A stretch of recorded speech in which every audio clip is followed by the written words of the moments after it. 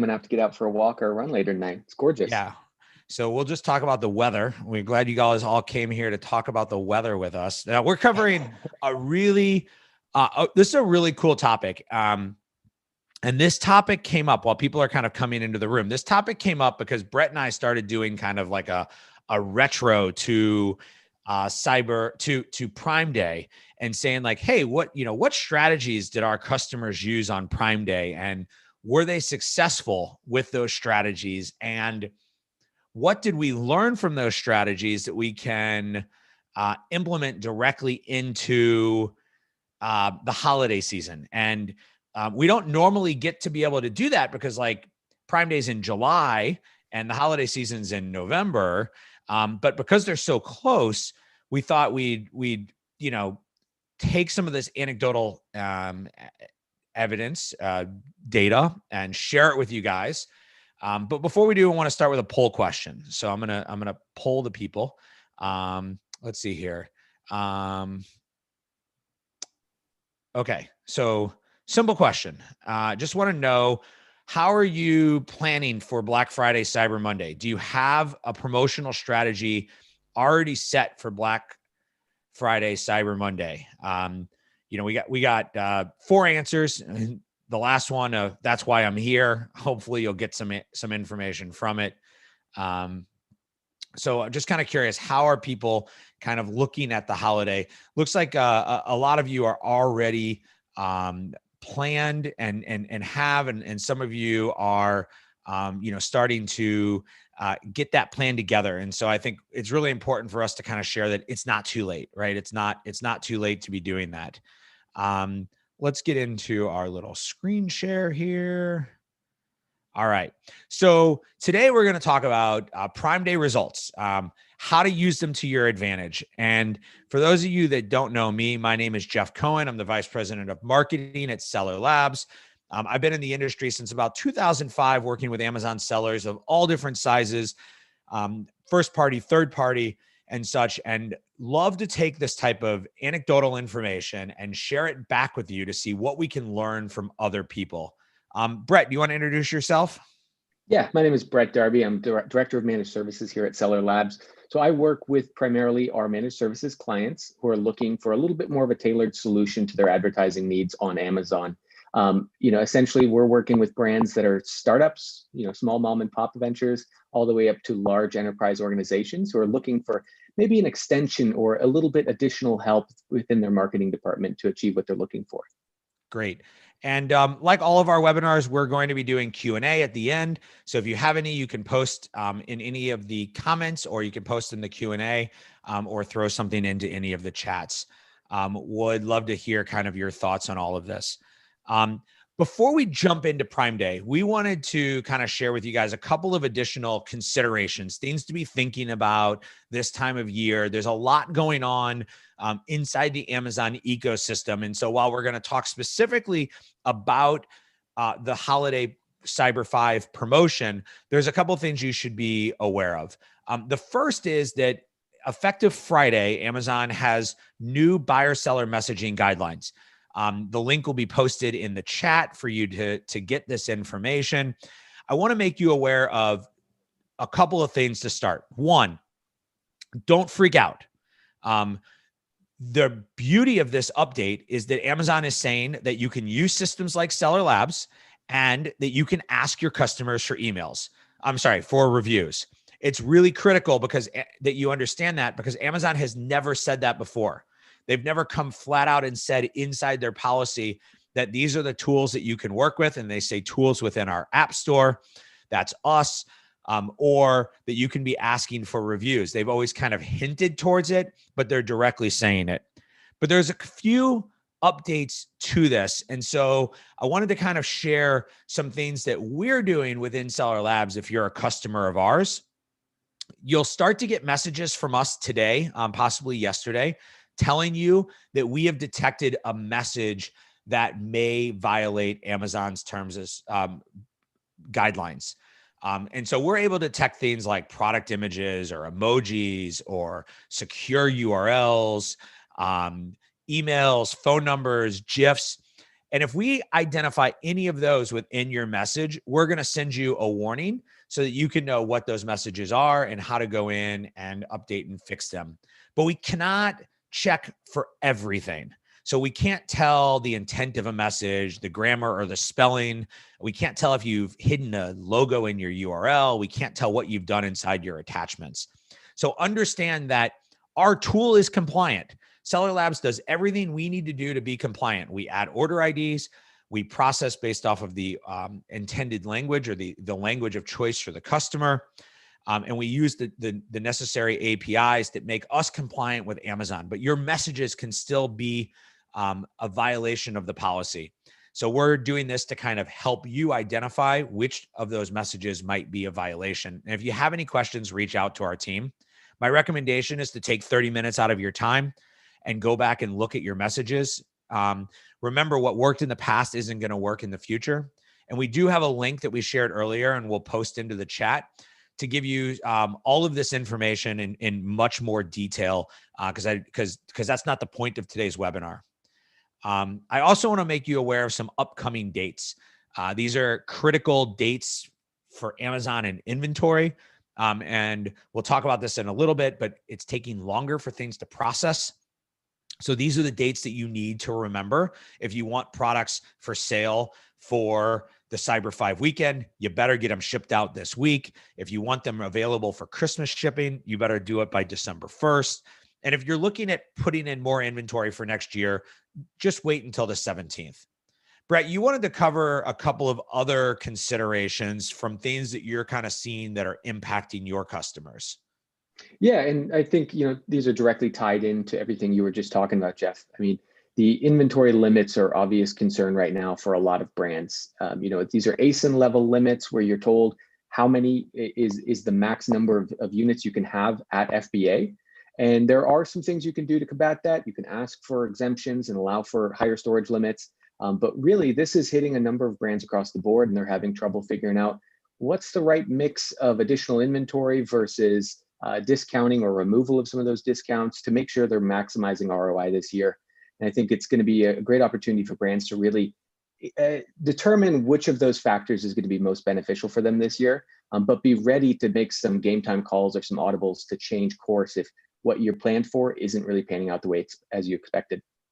Additionally, the delays and extended shipping is affecting, the customer side of things. As customers decide whether or not they're going to be able to get this to grandma or to their brother in time for a gift, the delivery date matters. And we are seeing some delays on Amazon's end in their ability to get that product out. I know they're doing everything they can to expedite that, but I do think that will be a factor this year, as well as deals and coupons. The efficacy behind any of these offers, whether it be a lightning deal or just a straight discount or a coupon, it's a little bit different than it has been in previous years. So it's important that you're able to make sure you're maximizing the impact of those and picking carefully on what days and how heavy of a discount you're going to be using. And then the last one is just the distribution of all of these tent post events or all of these major events. Amazon's having to do some creative things, as are other big players in marketplaces, to find ways to make sure that customers can access what they want and have a little bit more freedom to choose. With in-store and actual brick and mortar being impacted so heavily by COVID and everything else that's transpiring this year, it's important that these e-commerce retailers find a way to distribute that load and don't have major spikes in demand for either fulfillment or for traffic on their site on these particular days. So you see a lot of them shifting towards this kind of all November long promotional strategy rather than saying we're betting big on Black Friday and Cyber Monday. Great. And you kind of mentioned this idea of tentpole events. And, we're going to talk about this more specifically, but one of the things that we kind of found when looking at and considering tentpole events was this, it was some of the things that Amazon started to do around Prime Day. And, we're really trying to, in this webinar, we're really trying to look at Prime Day and say, what did Amazon do? What did brands do? And then what does that teach us about what is coming next? So I would love, Brett, for you to kind of talk about some of the things that your team looked at and identified and noticed during Prime Day and maybe how you see that. Yeah. I want to start it off here with a bit of a non sequitur. I personally love the experience at IKEA. Now, I hate the crowds. I'm not a huge fan of the food, but I love that they've created these individual zones that you walk through, and you get to really experience everything that might have a common theme or a feel to it. And they've actually designed the layout of their stores specifically with that in mind, and that's just smart merchandising. Now, Amazon's doing something similar on the digital stage. They're making sure that they're driving traffic down specific avenues to achieve a goal. That goal at the end of the day is pretty much always going to be revenue, and it's always going to be favoring Amazon's own internal revenue versus 3P. So for brands, it's important to understand that Amazon is making some efforts to make sure that traffic coming in goes to a specific place. Now, you can see here that these are just some screenshots from my phone on Prime Day as I was browsing through deals. And I saw that the first couple buckets of products they have there are Amazon devices and top from our brands and things like that. So they're really putting a focus on all of their own brands and all of their own areas where they're going to maximize revenue for Amazon. Now, that is sort of a way of diverting traffic away from an initial initiative. So if you were expecting a big surplus of customers to show up and start searching for a keyword, they might have essentially been directed in another path. They might have been kind of shifted to go down this other path of explore these tiles, explore these common deals, explore from our brands, from other brands, top rated brands between a certain price point. They're kind of giving all of these different consideration points a particular landing page so that they can make sure they're driving you towards a point of purchase and not towards just exploring what's available on the marketplace. Yeah. Now what's interesting is that data that we've seen from the past indicates that 90% of customers start by going into the search bar. The question is, how does that behavior change on a tent post event like Prime Day? And the design of this page, the UI UX experience that Amazon is promoting, leads us to believe that customers are browsing much more than they're searching, which means you need to be thinking about your strategy and how to get and be part of all this. Now, we keep talking about this idea of a tentpole event. So Brett, why don't you kind of explain what you have shared with your customers as a tentpole event and how that works in terms of a full year picture of your business? Yeah, this is essentially a term that came about in the movie industry. Essentially, you've got a short runway or a short lead up before a movie comes out. You're looking to maximize revenue and have a large number of people turn out and buy movie tickets so you can increase the revenue you're getting from that film. And so there's a lot of marketing efforts right beforehand to generate buzz, awareness, get people interested and hyped up about it. Then there's the actual event where you're really trying to, see the fruits of all that labor and start to see that revenue. And that's where you get that term. Tentpole event simply is talking about that growth curve because you have a massive spike in revenue followed by kind of a kill off or a die off at the end of it. Right. And a tentpole event could be Prime Day, Black Friday, Cyber Monday, Valentine's Day, Easter, St. Patrick's Day. For each of your business, the tentpole event or events might be slightly different, right? So this isn't going to always be the same for everybody. Not everyone is going to have the exact same tentpole events, and the tentpole events won't perform the same for everybody. So those are all kind of things to keep in mind. But let's kind of show through a case study, Brett, how a tentpole event can impact and drive sales. Yeah, and I think this is a great example because you do see that kind of tentpole visual if you look at this graph. We put a little green arrow there to kind of highlight that tentpole or act as that tentpole to show you that's Prime Day. I mean, those are sales and that's ad revenue on Prime Day from a client who had a lot of preparation, a lot of good timing, an understanding of their market and positioning, and then an execution strategy to go about doing that. And we were a piece of that. There was also their marketing team who was working on the promotional types that they would be using. So they had Prime member exclusive deals, they had lightning deals, they had some coupons on select products. And these were all strategically laid out on a calendar to look at when it would maximize their return if they were to use them. Then they used us as the essentially discoverability arm of this to make sure that we're putting that product and that deal in front of customers, because having the deal doesn't guarantee traffic. And so we used a mixture of sponsored products advertising types, sponsored brands, and sponsored display to make sure we got awareness on Amazon during those days, as well as in advance. So we ran some ramp up campaigns, then we capitalized on the days. And then immediately after, we had to start essentially tapering back and pulling back on that spend. But we used everything from on Amazon to off Amazon Facebook to make sure we were getting qualified customers in the door.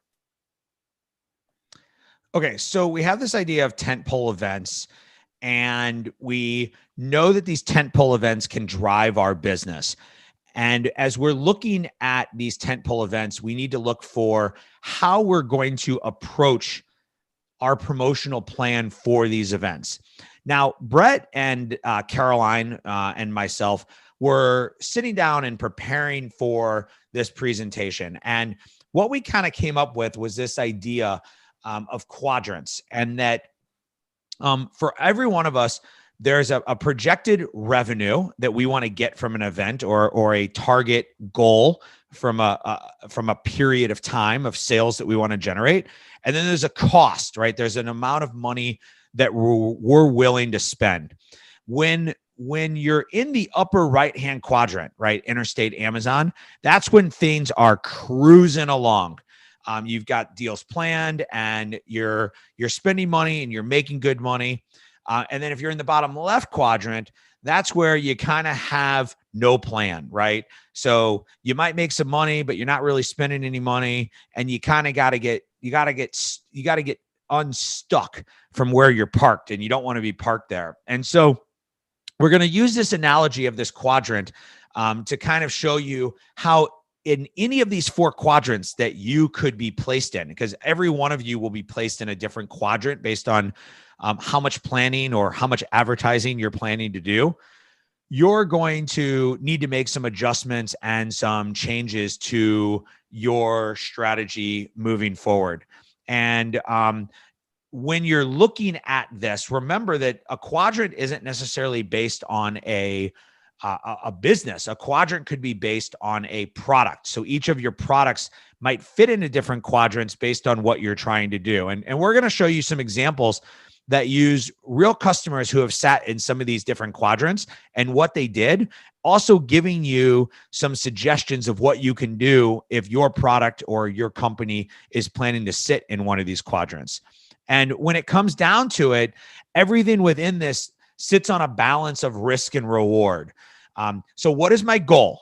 How much sales or revenue or profit am I trying to drive from this event? How much risk am I willing to take, and how much return do I want to have? Those are all things that need to be taken into perspective when putting your plan together. So Brett, let's start going through the different quadrants, and let's start in the bottom left quadrant. Low risk, low return, no deals, no ads. Yeah, this is basically just a defensive strategy. This is you getting to Prime Day and realizing either the inventory pipeline isn't there, you haven't really understood what your margins are and how competitive your product is. Maybe it's something you can't replenish easily. It's just online arbitrage or retail arbitrage. Or maybe you're a brand new brand and you're trying to see what you can do, but you don't really want to put a ton of money behind it. We only have a handful of brands that we've worked with that have taken this strategy. Typically, we would advise at minimum running some ads to make sure you're at least getting discovered on those days. But we have seen this work as a way to kind of control costs and make sure that you're not spending too much on a day where you can't actually capitalize on it. So for those newer brands or those resellers, distributors, people who maybe don't have sufficient margins, this might be the go-to strategy, but I'd still recommend you look at the second and third one here as other options for yourself. Yeah, this is really where you're in the hope strategy, right? I'm not going to do anything, but I hope I get some sales. Yep. Hail Mary for sure. And a lot of these brands, then they use that learning for next year. But it's important to understand where you really are with that. So as we start to go up the risk reward continuum, if you will, we move more into like a moderate risk where we're running some deals, but maybe not running any ads. Yeah, and this is very much a defensive strategy. This is typically caused or typically a result of you not having sufficient inventory. Some brands who got hit with the inventory limits at Amazon and couldn't get exemptions, they ran into this problem as well. I don't have enough inventory to really maximize Black Friday, Cyber Monday, or Prime Day. to run into the rest of the year. So I'm going to be a little bit more conservative, but I've already applied for my deals. So they take away one component or one cost, which is the advertising component, and allow the deal to run anyway. Now, this typically doesn't fare as well as any of the other strategies. And it's typically going to be a little bit higher risk, but modest return, if that. So Brett, are you talking about deals as in a coupon? Or are you talking about deals as in like a lightning deal? Let's just make sure we define what kind of deals we're talking about for people. Really all of the above. A couple of these were coupon deals. Those are a little bit less risky to just kind of let them ride essentially and not really put additional ad dollars towards them. Now, lightning deals, prime exclusive deals, those I would definitely recommend you put some money behind because they need to be discovered to really be effective. Yeah. And a lot of people might say, well, it's too late. I can't schedule a lightning deal or I can't schedule another type of deal, but you can always be running coupons. And one of the things I think we did see as a result of Prime or as on Prime Day was that people were shopping for deals. And so products that had some type of discount couponing to them performed a lot better than products that didn't. Yes, exactly. So let's kind of go to the opposite direction. So now we're not going to run any deals, but we are going to run ads. Yeah. And it's definitely a holiday where people are kind of trained to think about that discount. So they're already looking for some savings. Now, this is a little bit higher risk, can have modest returns or moderate returns, but essentially you're looking to really boost visibility of your products, but you're not offering any sort of competitive advantage for the customer to choose your product. Now, this is a strategy that a lot more brands used than we saw with the former two strategies. These were brands who were looking for a way to still get awareness for their product, but weren't really looking to take a hit on their margins or put a lot of money up for any sort of a deal like a lightning deal. They generally didn't have as much time to prepare. Maybe they're not a high volume seller to begin with, so they weren't rolled into a lot of the marketing efforts that Amazon put out to get brands really adopting these tools. And so they typically had to kind of just wait, adjust costs, but focus in on kind of the keywords and the targets that really convert well.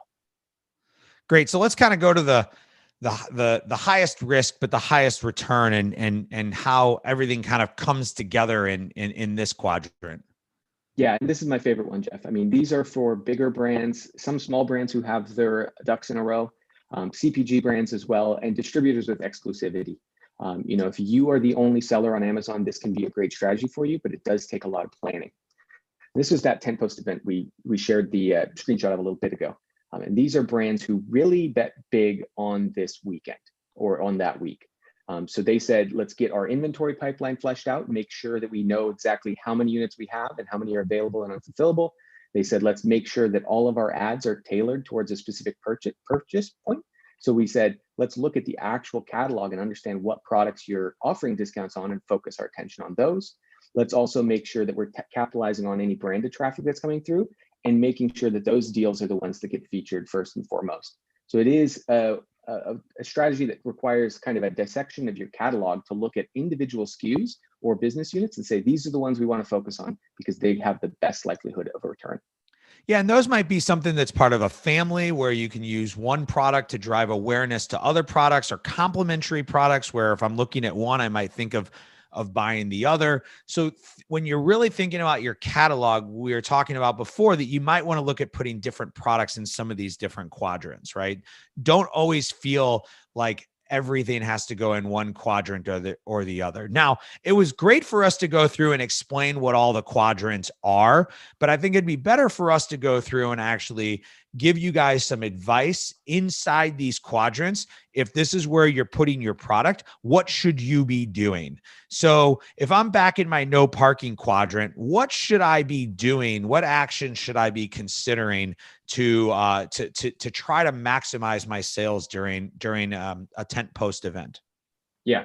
And, to speak about a brand that we just talked about, that brand that had that big deal slated, they also have products in their catalog that fit these criteria. And so they have select products where there's no real strategy. It's really just kind of buttoning the hatches and kind of weathering the storm and riding through this.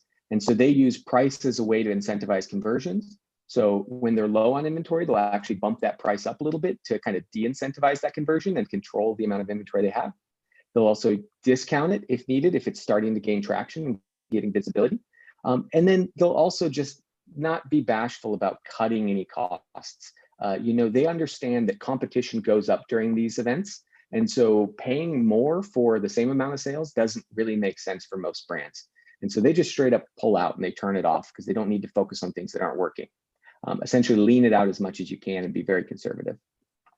Now there was actually an interesting phenomenon that occurred on Prime Day that brands should be aware of, and it'll be interesting to see how it plays out over the month of November, right? So I think one thing you need to start wrapping your head around is that Cyber 5, which is typically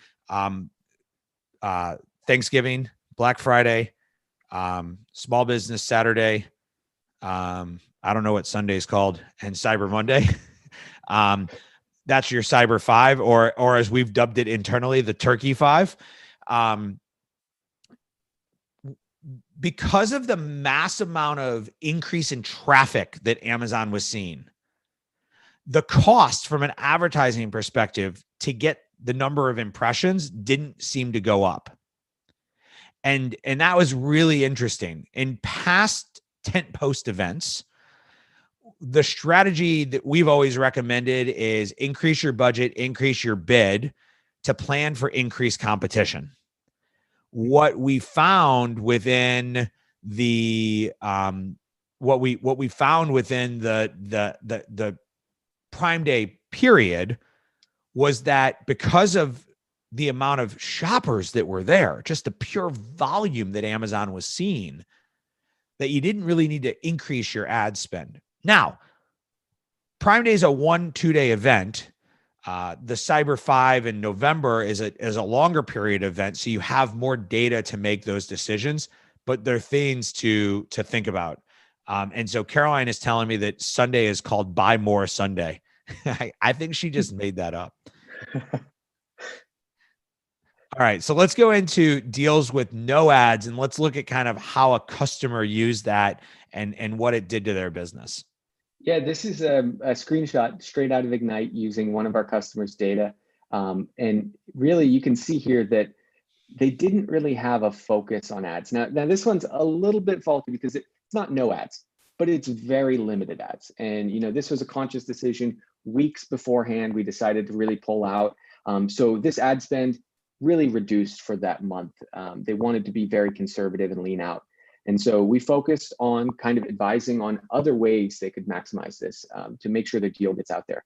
So we asked them to make sure they were promoting it through social media, posting it and just making sure the word is getting out there, sharing it with any of their mailing lists, really trying to get word out that there is going to be a deal and we're not doing a whole ton to promote it.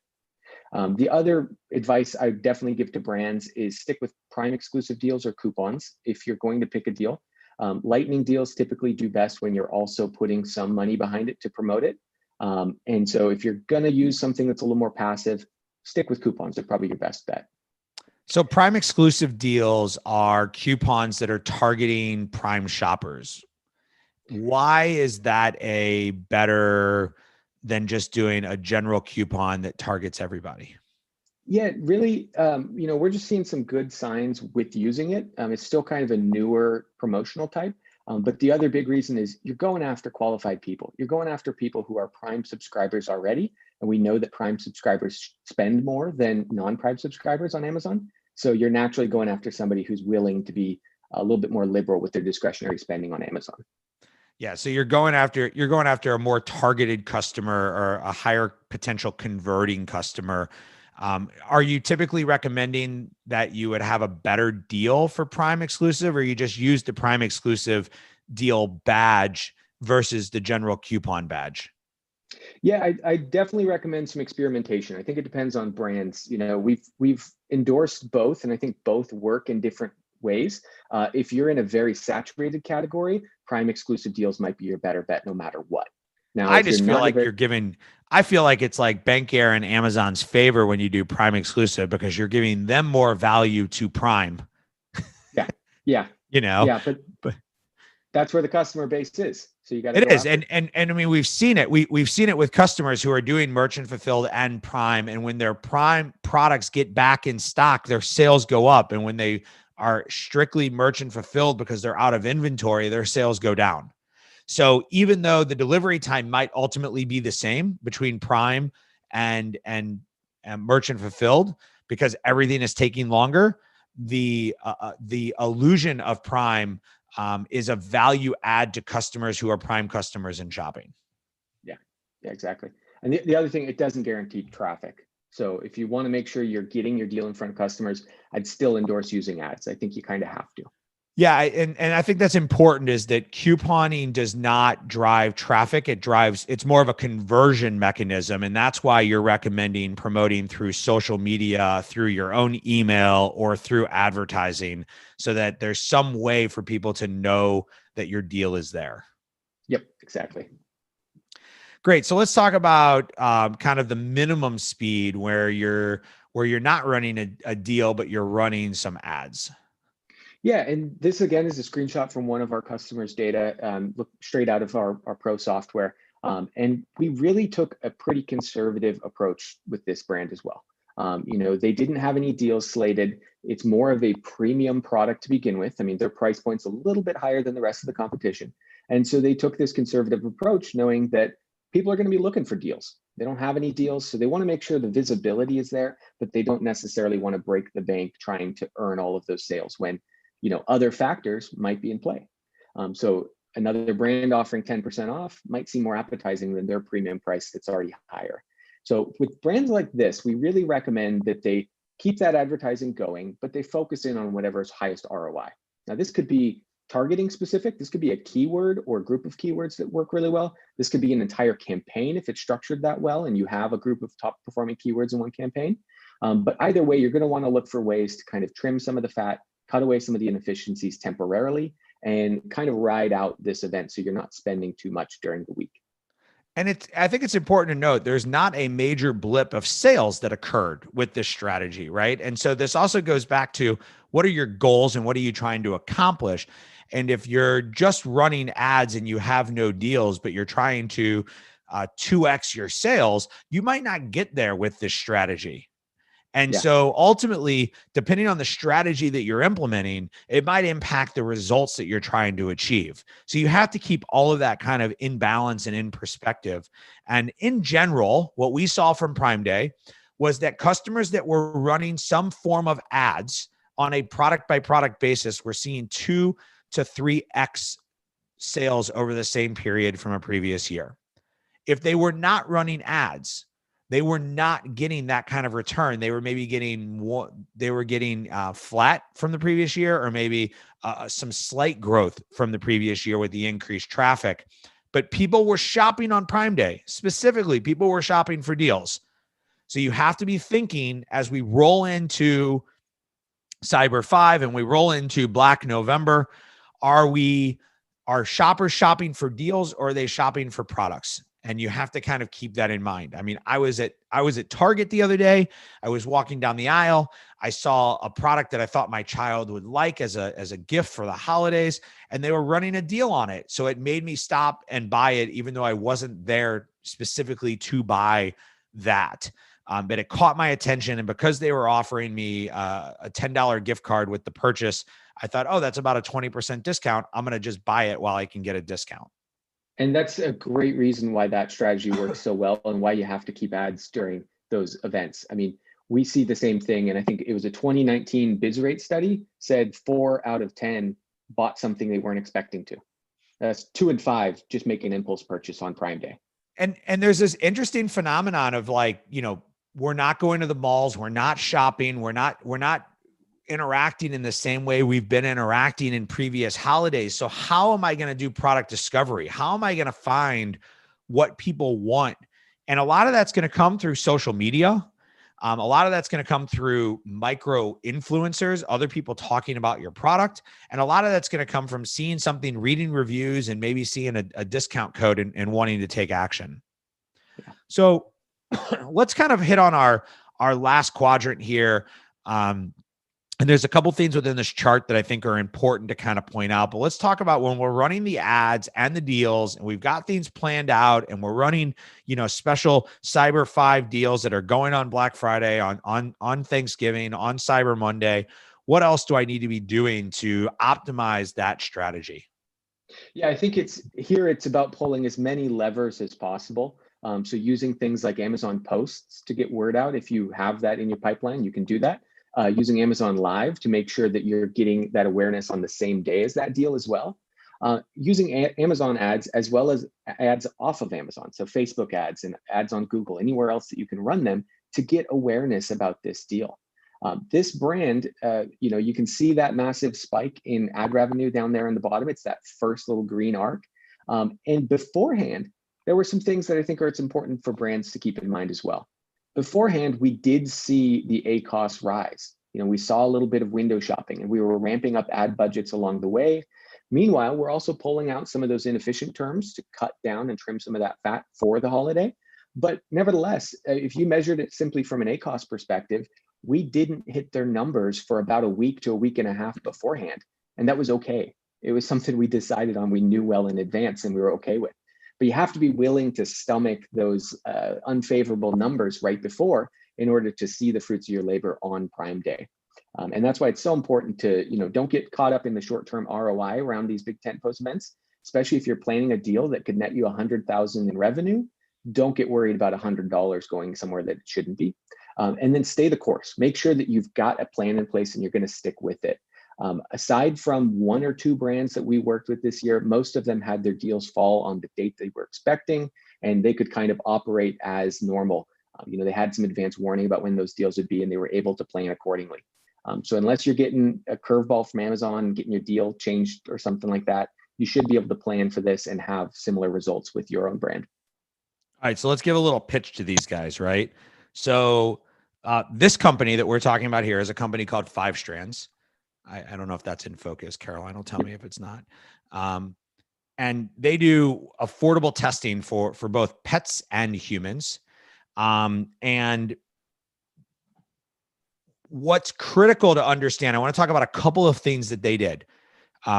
They came onto a live event that we did a couple weeks ago and shared all of this. So I know that that we can share this too. So one is they pre-planned from an inventory perspective, buying the deals, all of this was pre-planned. The second was when you're running a lightning deal or you're running like a Prime Day deal, the more activity you have on your deal, the higher your deal starts to show in the overall deals list, right?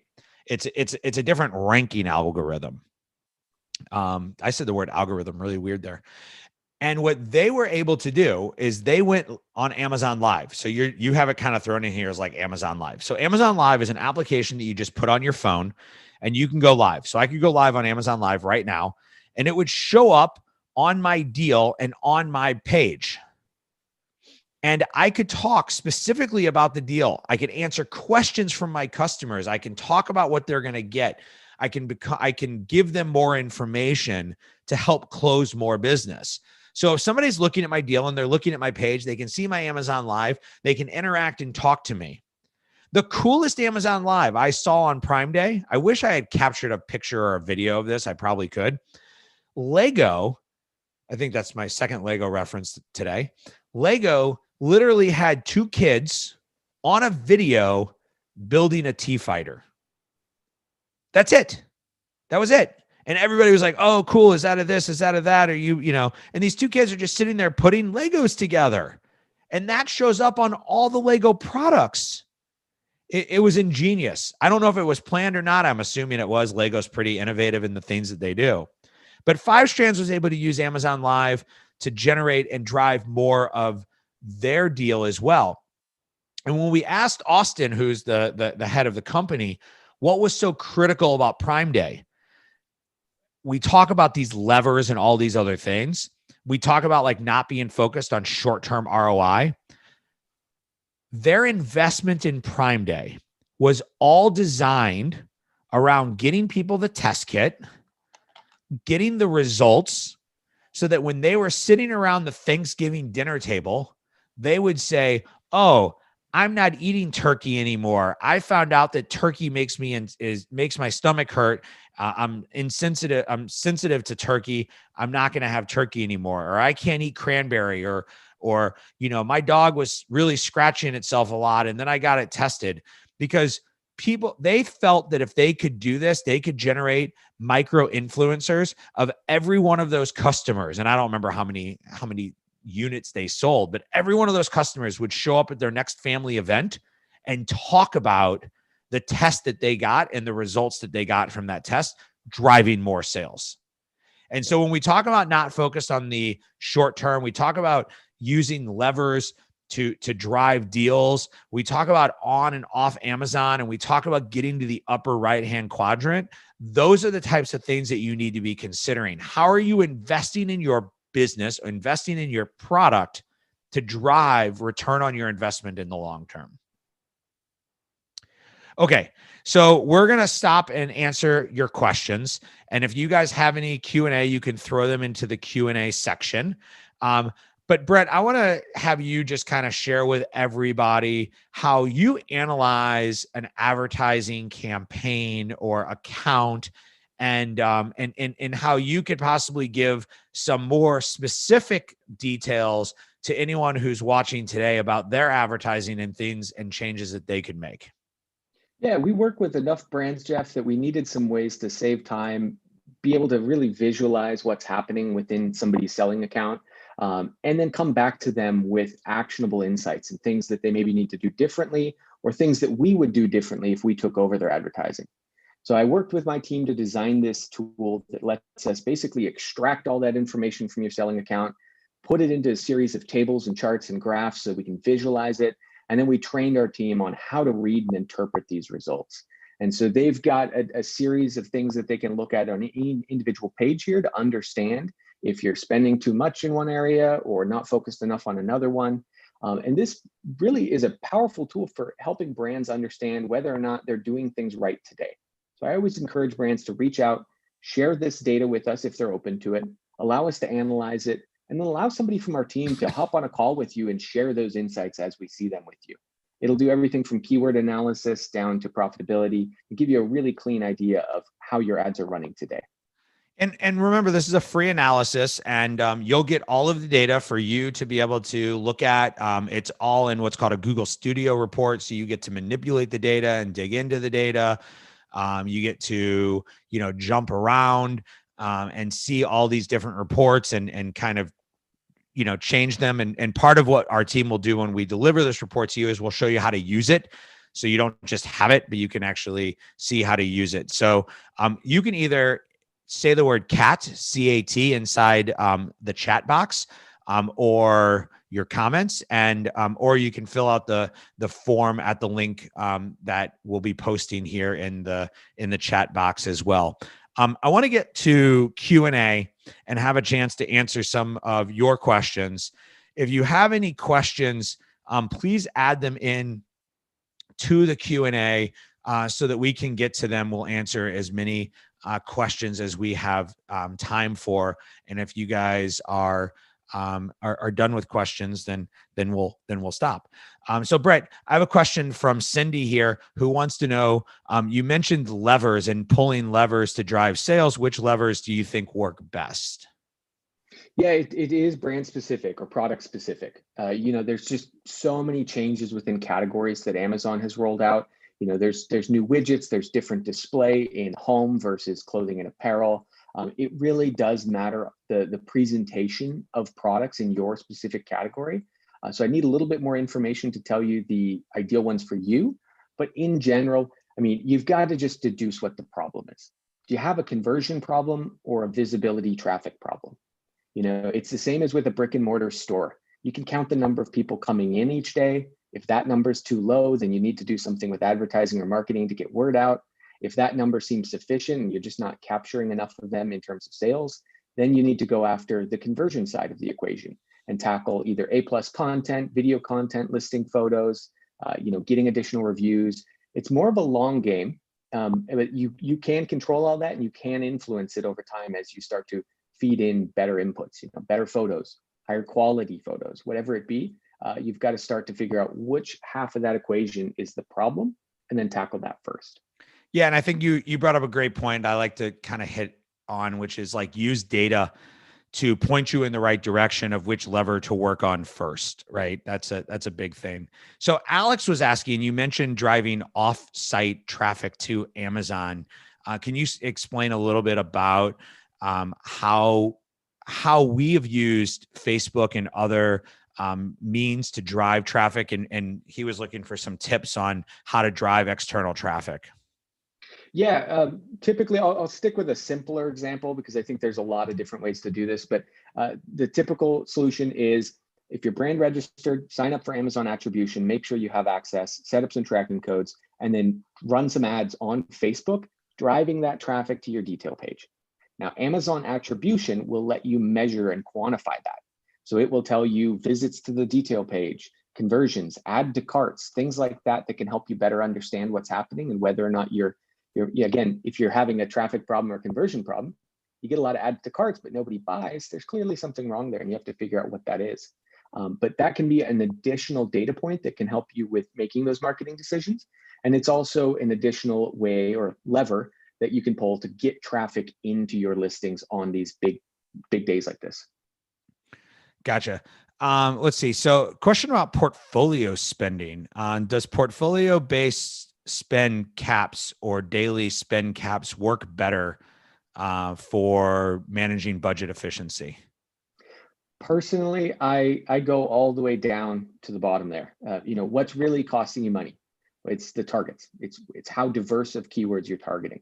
So while you can put in a portfolio budget to restrict that spend, or even a campaign level budget, it's better to just figure out what the problem is. Are you trying to buy too much with a really small budget? If you've got a $5 bid and you've got a $20 daily budget, that's 4 clicks. I mean, that's not a whole ton that you can buy with that. And so Amazon's going to look at that the same way and start to interpret whether or not you can really buy what you're trying to bid on. Yeah. So Rose is asking a question that I think a lot of people have, which is we're discussing additional strategies. Her question is Q4 the wrong time to make changes to my advertising strategy? So if I'm here today, right, it's November the 4th. I don't have that strategy. I'm sitting in the bottom left corner. Or I have a strategy. Is now the time I want to change my strategy? And if I'm going to do that, what should I be kind of thinking about or aware of? Yeah, I think, again, it comes down to having SMART goals in place and understanding what you're really trying to achieve. Like, why are you dissatisfied with the performance to date? And what would you love to change about that? Then you can start to deduce what changes need to be made. For you, it might be just simple cutting, just negating some words and negating some ASIN targets to save yourself some capital and focus on the words that work. For others, it might be, hey, I'm a brand new entrant or brand new brand here in this category. I have no reviews. I've got really little sales, and I'm trying to become the top dog overnight. That could just be a bad goal or a bad thing you're trying to achieve there. Well, I mean, if you've got the right inventory, right? So yeah. I get a lot of these investors who call me up. They want to buy Amazon businesses. If any of you ever want to sell, tell me, because these guys call me all the time. And what we were talking about was how one business is successful when another one fails. And it comes down to inventory, risk, reward, and access to capital. And, we were talking about the fact that, like, what you were saying is like kind of a conservative approach. But if I have the inventory and I want to go big and I'm willing to invest in that going big, go for it. It just has to be the strategy by which you're trying to accomplish. And so many sellers are limited in their inventory, and they're kind of afraid if they go too big that, they might like limit themselves in their long-term success. So I just had a couple of people jump in and say they want to know about selling their business. I'll tell you this: your business needs to be 2 years old or 2 years or older. You need to have consistent sales and profit, and you're going to be paid based on your profit. You're not going to be paid based on your revenue numbers. You're going to be paid based on your profit numbers. So if you're still interested, let me know. And if you meet that criteria, because otherwise they won't be interested in talking to you. So Luke wants to know, is there typically a drop off in sales when you see a listing is switched from FBA to FBM? Most all cases. when it goes from FBA to FBM, it's going to see a drop in conversions, potentially drop in traffic, visibility. I mean, Prime is a filter. I mean, you got to understand that's a very important thing. I personally, having worked with Amazon in one capacity or another for 10 years now and spent a lot of time and money as a consumer, I don't buy most things that aren't Prime. I'll go directly to the manufacturer before I'll buy it from a third-party seller myself. And there's a lot of customers out there who are going to just by default use that. I want it in 2 days, or I want it as quick as you can get it to me, and I want the ease of returning it back to Amazon and have no questions asked. I don't want to correspond a bunch. They just turn that right on. So with that being a filter, odds are you're being excluded from more searches than you might imagine. Yeah, I mean, I've been working with a client recently. We got her product into Prime before it even was in the warehouse. It's been stuck in FC transfers for a week and a half. It's almost sold out. She saw a double in her conversion rate from going from merchant fulfilled to Prime. It's one client, it's one product, or I think it's 6 SKUs. So it's hard to say that's the case all over. I don't think that was the case back in March, April. I do think that's the case today. I do think there's still the advantages to Prime. Let's see. Carly wants to know I love this one. What's the optimal number of keywords per campaign? So it will depend upon the product and how long tail those are. Typically, to keep them between 10 and 20 max. At that point, it gets to be a little bit too messy. We have certain campaigns that have hundreds in there, but those are long tail permutations. So we're going after really small fish in a big bucket versus if you're going after one big keyword, it might make sense to only have that one keyword in a campaign so you can control costs at that keyword level. Yeah, I don't know. Brett, your internet's jumpy a little bit, so I'm going to just repeat that in case people missed it. But what we typically recommend is what's called a keyword isolation campaign, which is when you have a very active keyword that is eating up a lot of budget, you move it to its own campaign so that you can kind of monitor and direct that budget specific to that keyword. Whereas if you have a lot of long tail keywords that collectively aren't spending a lot or don't have high bids, you can put them all in one campaign. You just don't want one. If you have that strategy, you don't want 1 or 2 keywords that are eating up all of the budget. Otherwise, you don't have enough impressions going to the other keywords to understand exactly how something is or is not performing. All right. Okay. So Caroline is saying, and it's funny, I saw this come through this morning. I guess this is a little public service announcement. It looks like Amazon just sent out a bunch of your advertising campaigns are inactive or have ended emails. And we've looked into those, and most of them seem to be referring to old paused campaigns. So it looks like Amazon is trying to jog everybody to reactivate campaigns. So if you got those in your inbox today, don't freak out. Don't worry. Let's take one more question and then we'll do some wrap ups. Are there more, this is from Deborah, are there more risks to FBA like a shutdown of fulfillment if Amazon determines you are not selling an essential product as it happened in the spring during the first wave of the pandemic? So I think what she's saying is like, am I putting myself at risk by putting my products in FBA? And I don't know if you've been kind of dealing with that with your customers and what kind of recommendations you've been given. Yeah, we work with a couple clients who we're a little bit more integrated with. They're part of our kind of full channel management solution. And, we talk about inventory regularly with these brands, and they have that same exact concern. What if all my inventory is tied up at Amazon? Amazon can't give it back to me. I can't fulfill anything in Q4. And so brands that do have that concern have to diversify. I mean, you just have to understand that's an additional cost, but it's a cost of doing business. So make sure you have sufficient inventory on hand to do fulfillment yourself, as well as what you need at Amazon. But it really is case by case. I would say there's not a good rule of thumb for everyone. It comes down to, again, your risk, how risk adverse you are essentially. And also remember that your inventory will not all sit at one Amazon warehouse. So your inventory will be dispersed when you get it to Amazon. So you are somewhat diversifying just putting it into FBA. But if you only have 100 units, you probably don't want all 100 units sitting in FBA. You might want to keep 25 or 30 back as a backup. It goes back to it. It's risk reward.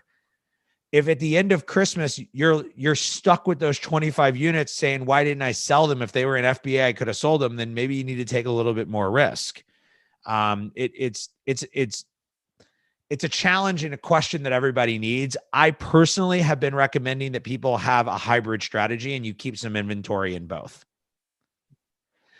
Brett, let's do some wrap up here. How about some kind of final words on what you've seen and what you kind of experienced with Prime Day and how you're kind of advising your clients as we move into the heat of this holiday season?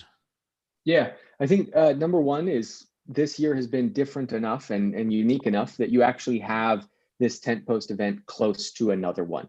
Traditionally, again, like you mentioned at the beginning, Jeff, it was Prime Day in July, and then you didn't have another big event like that until November.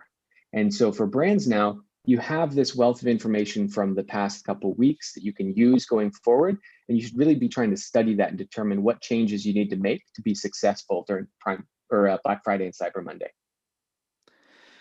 Thank you, Brett. I appreciate you sharing that. Again, if you're interested in having Brett and his team look over your advertising, provide you with a free detailed report of your advertising and recommendations for how to optimize your ads, please go to the link that's included inside the chat and comments. If you are getting notifications regarding your messages from Seller Labs regarding buyer-seller messaging, please check out our blog. We've got a lot of great information on our blog related to this policy update and how you need to handle it and what messages are and are not appropriate for you to be sending. And I'll leave you on this with this final thought, which is that expect the unexpected, right? If there's anything we've learned from 2020 in general, it's expect the unexpected and be prepared. And you can't develop a strategy to be prepared for everything, but you can be prepared to stop, take a breath, develop a game plan, and then move forward. I always like to say, don't react when you're mad. So develop a strategy that's going to allow you to digest what's happening and then react to it, whether it be your inventory, whether it be your messaging, whether it be your advertising, whether it be your customer service, whether it be your returns, or any of the number of things that we have to deal with as Amazon sellers. We're always here for you. We'll be back on, I think, November 13th for office hours, and we'll be back with one more webinar before the Cyber 5 holiday weekend, talking about some last minute tips and strategies. So continue to check out our emails to get all of the dates of our events. And we appreciate you coming. We appreciate you participating. We hope everybody has a great day. Thanks. Thank you.